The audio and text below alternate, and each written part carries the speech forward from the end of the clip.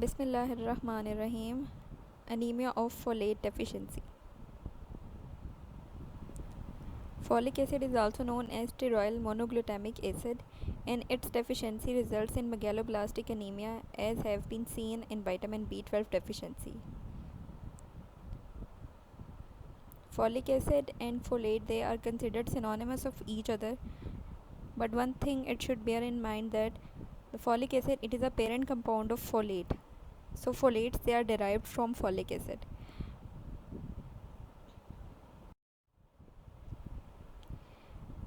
Two major form of folic acid in our body are tetrahydrofolic acid derivatives and tetrahydrofolic acid. The tetrahydrofolic acid derivatives, they act as an intermediate in the transfer of one carbon unit, such as formyl and methyl group, to various compounds. And the other one is tetrahydrofolic acid, which serve as an acceptor of one carbon fragment from compounds such as serine and formaminoglutamic acid. When the tetrahydrofolic acid, it receives a one carbon unit, the tetrahydrofolic acid derivatives are generated. Tetrahydrofolic acid, then it can be viewed as the biological middleman in a series of swap involving one carbon moieties. The tetrahydrofolic acid, it is involved in exchanging, in transferring and accepting one carbon unit.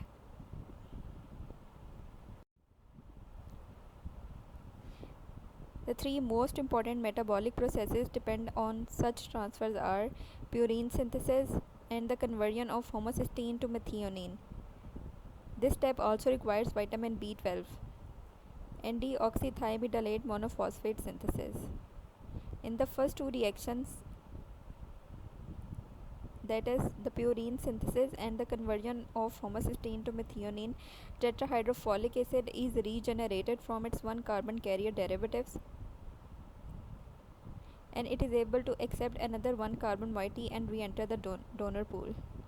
While when the deoxythymidylate monophosphate is synthesized, dihydrofolate is produced that must be reduced by dihydrofolate reductase for re-entry into tetrahydrofolic acid pool.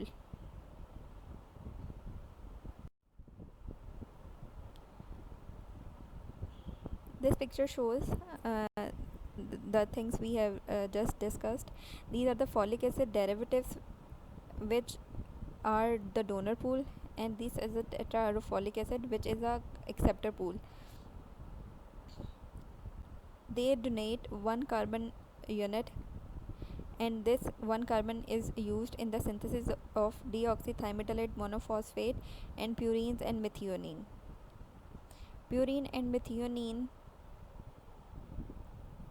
and dihydrofolic acid, they must be reduced to tetrahydrofolic acid, which receives one carbon unit from serine and formaminoglutamic acid and is converted into tetrahydrofolic acid derivatives.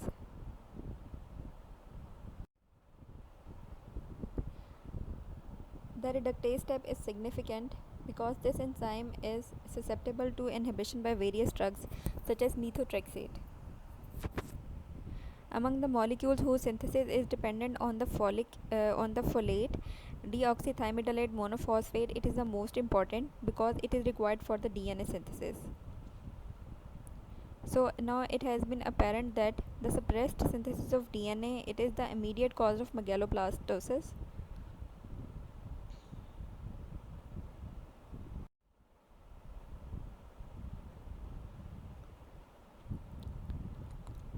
This picture shows the three processes for which in which one carbon unit is transferred.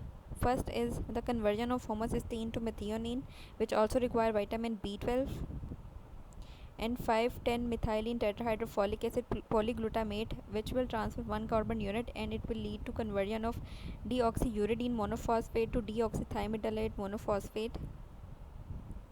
As a result, dihydrofolic acid polyglutamate, they are formed, and they are reduced to tetrahydrofolic acid polyglutamate by dihydrofolic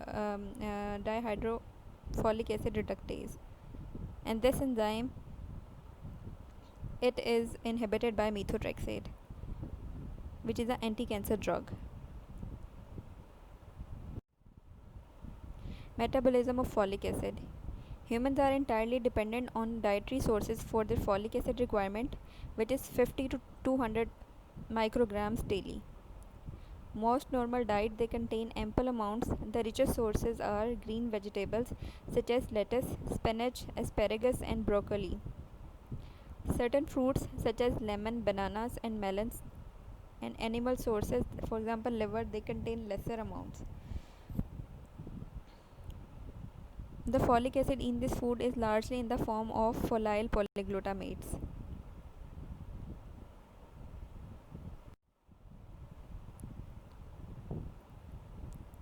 Despite their abundance in raw foods, polyglutamates, they are sensitive to heat. Boiling, steaming or frying of food for 5 to 10 minutes, they will destroy up to 95% of folate content. Intestinal conjugases, they split the polyglutamates into monoglutamates that are readily absorbed in the proximal jejunum. In our diet, the folic acid, they are usually in the polyglutamate form. These molecules, they are large and they are not able to be absorbed from the gut. So they are broken down into monoglutamates and then they are easily absorbed.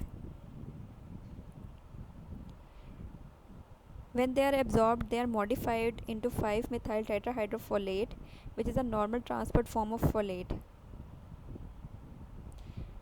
Only minute amount of folic acid, they are stored in the body.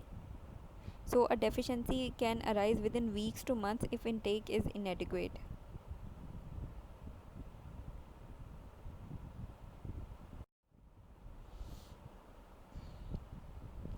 This is a gut lumen in which dietary folate in the form of polyglutamates are present. When they are absorbed from the gut, they are in monoglutamate form, and in the plasma they are in the 5-methyl tetrahydrofolate form. This methyl tetrahydrofolate, when enters a cell, it is used in various ways. One is the formation of methionine. As a result, tetrahydrofolate is formed. In the glutamate moieties, they are attached to this complex, resulting in the formation of tetrahydrofolic acid polyglutamates, and it is converted into 5,10 methylene tetrahydrofolic acid polyglutamates. And during the synthesis of deoxythymidylate monophosphate, dihydrofolate reductase, dihydrofolate polyglutamate are formed, and then they are reduced to tetrahydrofolate polyglutamates back, and this cycle they continues. Etiology. The three major causes of folic acid deficiencies are decreased intake, increased requirement, and impaired utilization. Decreased intake, it can result from either nutritionally inadequate diet or impairment of intestinal absorption.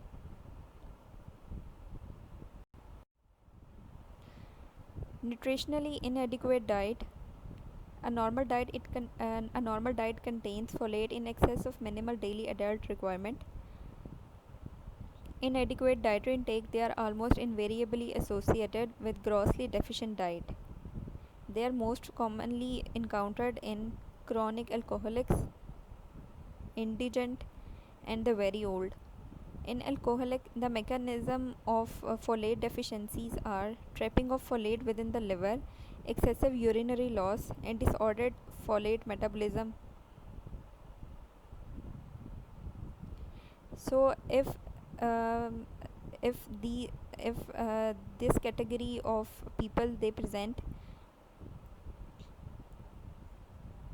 they are usually malnourished, and they will manifest other signs of avitaminosis such as cheilosis, glossitis, and dermatitis.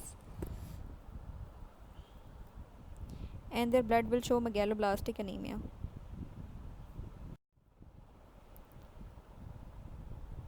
Impairment of intestinal absorption, malabsorption syndrome such as sprue, lymphoma, lymphoma infiltrating the gut mucosa, and certain drugs, particularly anticonvulsant, phenytoin, and oral contraceptives. Increased requirement, they are seen in pregnancy, infancy, derangement associated with hyperactive hematopoiesis such as hemolytic anemia and disseminated cancer. In these circumstances, the dietary intake is adequate, but the demands are increased, resulting in folic acid deficiency.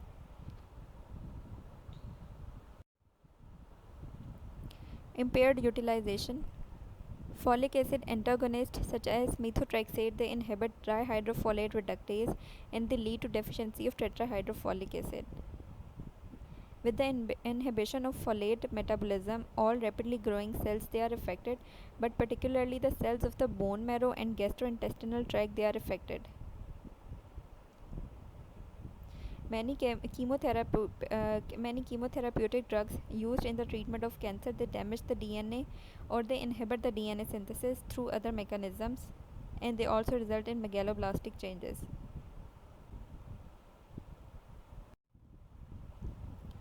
Diagnosis. The serum and red cell folate they both are low in megaloblastic anemia caused by folate deficiency.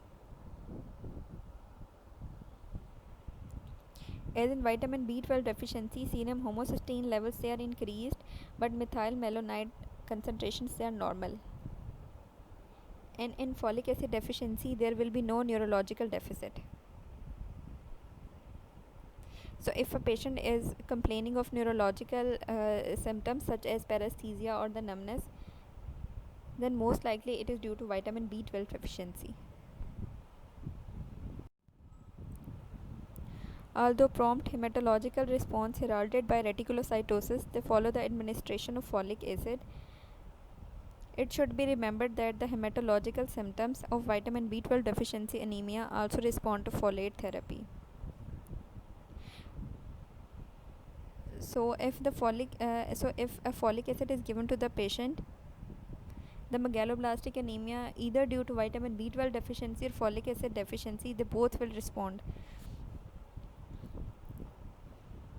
But if the folate they are given to the patient with a neurological deficit, their symptoms will be worsen. So it is essential to exclude vitamin B12 deficiency in megaloblastic anemia before initiating therapy with the folate. And folic acid they are never recommended alone. Thank you.